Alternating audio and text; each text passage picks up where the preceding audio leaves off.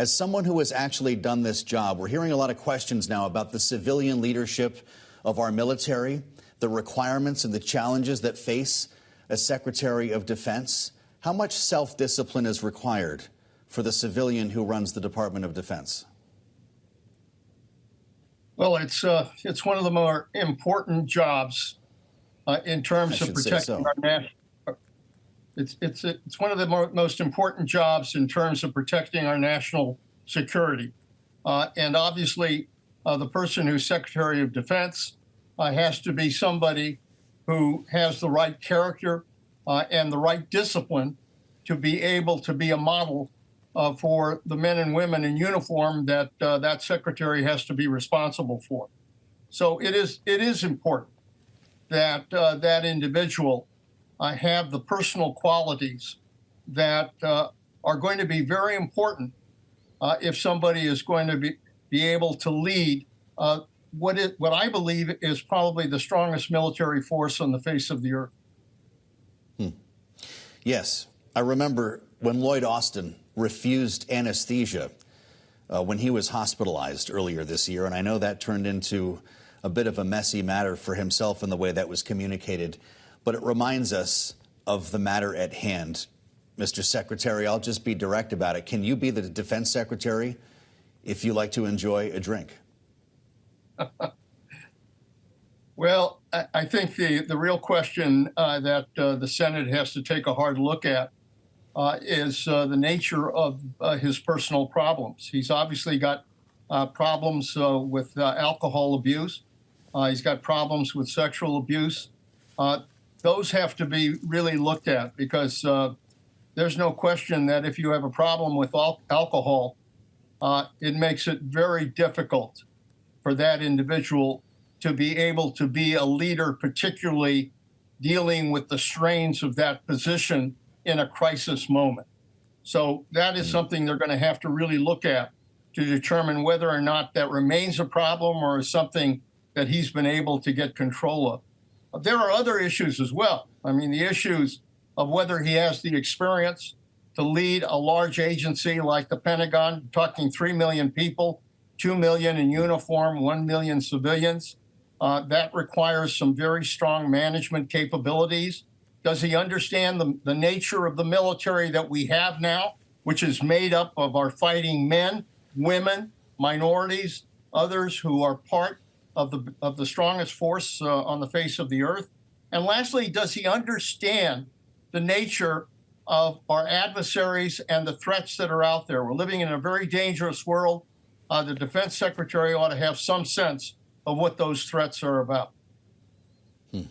You've been through this confirmation process before more than once, Leon Panetta. Does Pete Hegseth survive the week? You know, I think in the end, it's a decision for the President of the United States to make. The nominee doesn't determine whether he survives as a nominee. It's the President of the United States who makes that decision. And if the President doesn't believe he has the votes to be able to become Secretary of Defense, then it'll be the President that will determine who the next Secretary of Defense is going to be. Yeah. As we spend time with Leon Panetta, the former Secretary of Defense, former director of the CIA, I want to ask you, sir, about what's happening right now in the Middle East, specifically Syria. Today, Vedant Patel, the principal deputy spokesperson for the State Department, had this to say about the cause for the escalation that we've seen in Syria, remembering this band of rebel fighters rolling through Aleppo, now on their way to Damascus. Here's what he had to say about this moment. We think the Iranian regime has been and continues to be one of the largest exporters of terrorism and instability since 1979. We want to see Iran stop its destabilizing activities inside Syria and in the broader region writ large, full stop. And we think key to that, at least in the context of Syria, is a UN-facilitated process that is consistent with UNSCR 2254. I know you're intimately familiar with the situation on the ground in Syria. To what extent are you worried about this escalating into something wider? When will Vladimir Putin step in? Well, there's no question that that one of the biggest problems we deal with in the Middle East are failed states. It was true for Yemen. It's true for Syria. It's true for other countries. And that instability becomes a breeding ground for terrorism. And that's what Syria has been all about. It's largely been a principal breeding ground for ISIS, which is a terrorist group that the United States has to be concerned with.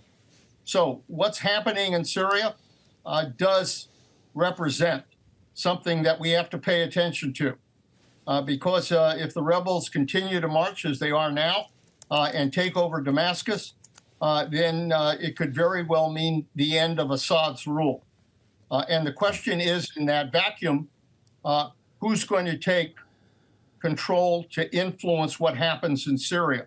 Russia, I'm sure, will want to have a piece of the action there, as will Iran. But the United States has to be a party there as well. Well, it raises the question as we consider the future, or question the future of Bashar al-Assad. What will be the future of Tulsi Gabbard when she goes through her own confirmation process? Do you worry about this nominee to be the next director of national intelligence and her history with the Assad regime and Assad personally? You know, this is one that I think the Senate is going to have to take a long, hard look at. And it's because intelligence is critical to our ability to protect our national security. We can't make decisions. No president can make a decision with regards to our national security without good intelligence.